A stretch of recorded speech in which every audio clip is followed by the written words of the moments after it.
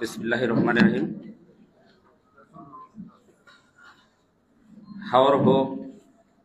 হাওরবাসীর সংকট সমস্যা সমাধান শীর্ষক আলোচনা সভার সম্মানিত সভাপতি আমার শ্রদ্ধাভাজন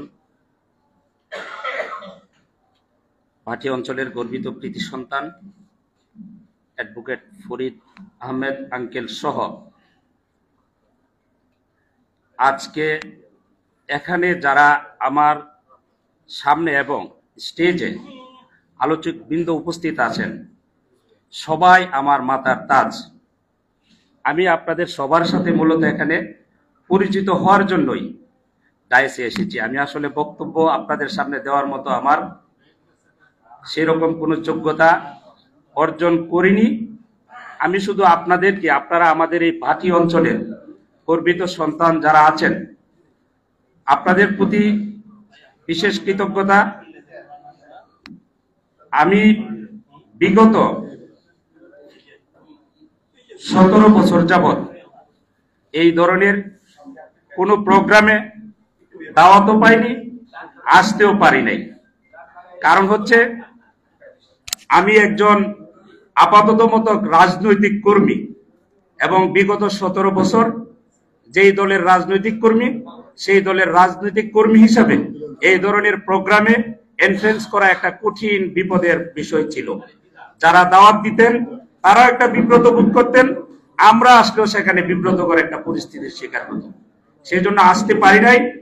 আসলে এখানে আমার বক্তব্য দেওয়ার হাওর নিয়ে কোনো কিছুই নাই, কারণ হাওরের পানিতে সাঁতার কাটতে কাটতে আজকে ঢাকায় একটা জায়গাতে আছি। হাওয়ার সম্পর্কে বক্তব্য দেওয়ার কিছুই নেই। এখানে অনেক অভিজ্ঞ এবং বিজ্ঞ ব্যক্তিগণ আছেন যারা সরকারের সাথে চাকরি করে অনেক উচ্চ পর্যায়ে।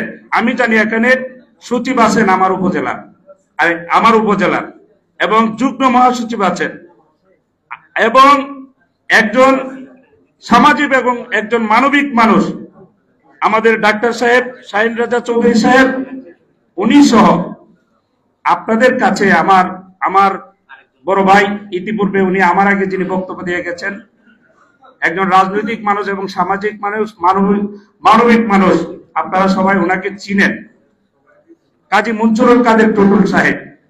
আমি ওনাকে দেখেছি 96 সাল থেকে এই হাওরের মানুষের জন্য সংগ্রাম করতেছেন।